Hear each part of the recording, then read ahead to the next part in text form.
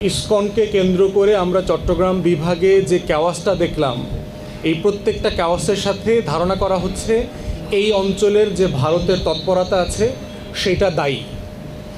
প্রশ্ন হচ্ছে, কেউ যদি বাংলাদেশে ব্যবসা করতে চায়, শিল্পাঞ্চল করতে চায়, এটা করতে আমাদের কোনো আপত্তি নাই, কিন্তু ভারতের মতো একটা আগ্রাসী শত্রু রাষ্ট্র তাকে এই রকম একটা কৌশলগত জায়গায়, আপনারা যদি ম্যাপ দেখেন, ফেনী কিন্তু বাংলাদেশের চিকেন নেক। যদি এখান থেকে আপনি ফেনী নদীর উপরে ব্রিজটা ভেঙে দিতে পারেন, তাহলে কিন্তু বাংলাদেশ থেকে চট্টগ্রাম আলাদা হয়ে যাবে। তাহলে সেই রকম একটা কৌশলগত জায়গায় বঙ্গোপসাগরের মুখে ফেনী নদীর মোহনাতে বিলোনিয়া থেকে শুরু করে মিরসরাইতে এত বছর ভারতের মতো একটা আগ্রাসী শক্তিকে দেয়াটা বাংলাদেশের স্বাধীনতা, সার্বভৌমত্ব, মর্যাদা এবং জাতীয় স্বার্থের সাথে যায় না। ইতিমধ্যে আমরা দাবি করেছি যে এক্সক্লুসিভ জোনটাকে বাতিল করে দেওয়ার জন্য। যদি বাতিল করতে না দেয়, তাহলে দ্বিতীয় অপশন হচ্ছে যে এখানে শুধু ভারত না, চীন, পাকিস্তান, রাশিয়া, আমেরিকা, প্রত্যেক রাষ্ট্রকে আপনি ব্যবসা করতে দেন। ভারতের স্থানীয় যে ওই পারের লোকজন আছেন, তারা প্রায় 90-এর দশক থেকে 95-96 সাল থেকে পাইপ বসিয়ে ফেনী নদীর পানি টেনে নিচ্ছেন খাওয়ার জন্য, কৃষি কাজের জন্য। তারা বাংলাদেশ রাষ্ট্রের সাথে কোনো চুক্তি করাটা প্রয়োজন মনে করেন নাই। যদিও হাসিনা সরকার এসে গত কয়েক বছর আগে এটাকে একটা বৈধতার দলিল দিয়ে সব কিছু জায়েজ করে দিয়ে গেছে। তাহলে এত বছর যে আমার নদীর পানি নিয়ে গেল, এবং শুকনো মৌসুমে আমরা দেখেছি যে ফেনীর কৃষকরা পর্যন্ত নদী থেকে পানি পান না। ফেনীর যারা জেলে আছেন তারা ওই নদী থেকে মাছ ধরতে পারছেন না। তাহলে বাংলাদেশ রাষ্ট্রের কাজটা কি? ফেনী নদীর পানিটা দিয়ে ভারতকে খুশি করা, ভারতবাসীকে দেয়া, না বাংলাদেশের মানুষকে দেয়া?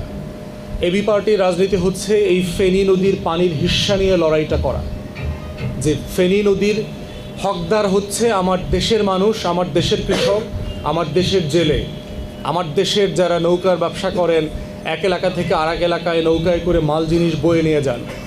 তাহলে এবি পার্টির ফেনী জেলার রাজনীতি হচ্ছে ফেনীর পানি নিয়ে জনগণের পক্ষে দাঁড়ানো, লড়াই করা।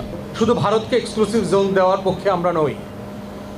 এবং আমরা এবি পার্টির পক্ষ থেকে বলছি, বারবার দাবি করেছি যে বাংলাদেশের স্বাধীনতা, সার্বভৌমত্বের উপরে কোনো লেনদেন নাই, আমার জাতীয় স্বার্থ এবং আমার মর্যাদার উপরে কোনো লেনদেন নাই। আমি অন্য কারো অধিকারকে স্বীকার করি না। এজন্য যদি যা কিছু করতে হয়, ফেনীবাসীরা যেমন করবেন, যেভাবে ফেনীর তরুণরা রক্ত দিয়ে, বুক পেতে দিয়ে, জীবন দিয়ে যুদ্ধ করেছেন জুন, জুলাই, আগস্টে, ফেনী নদীর পানির হিস্সার জন্য, বিলোনিয়া সীমান্তকে বাংলাদেশের অংশ রাখার জন্য, মিরসরাই যেন বাংলাদেশ থেকে বঙ্গোপসাগরের মুখে আলাদা না হয়ে যায়, সেই লড়াইতেও ফেনীবাসী থাকবে। এবং এবি পার্টি এই লড়াইয়ের অংশীদার, আপনাদের সাথে থাকবে। ঢাকাতে বসে এবং সারা বাংলাদেশ থেকে ফেনীবাসীর সাথে এই সার্বভৌমত্বের লড়াইতে আমরা অংশীজন। আমরা বাংলাদেশ সরকারকে আহ্বান করছি যে ইতিমধ্যে আপনারা ইমিডিয়েটলি এই চুক্তিটাকে রিভিউ করেন। কি হচ্ছে এখানে? প্রয়োজনে ফেনীবাসীর একটা আবদার আছে যে বাংলাদেশের একটা ক্যান্টনমেন্ট, একটা সশস্ত্র বাহিনী অথবা নেভাল বেস এই বিলোনিয়াতে করবার জন্য।